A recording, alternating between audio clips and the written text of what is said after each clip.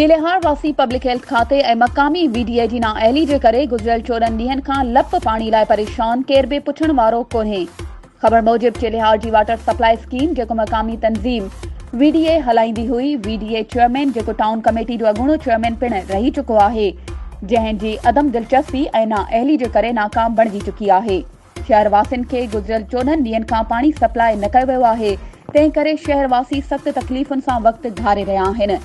Public health ऐं VDA जी नाअहली जे ख़िलाफ़ शहरवासियुनि पारां एहतजाजनि उमरकोट मिठी रोड ते धरणो हणण जो चिताव ॾिनो हो, पर पब्लिक हेल्थ जे ऑफिसर हिक ॾींहं जी मोहलत घुरंदे चयो त महिरबानी करे अॼु धरणो न हणो, सुभाणे 12 खां अॻु ताईं शहर में पाणी सप्लाई करे ॾिनो वेंदो।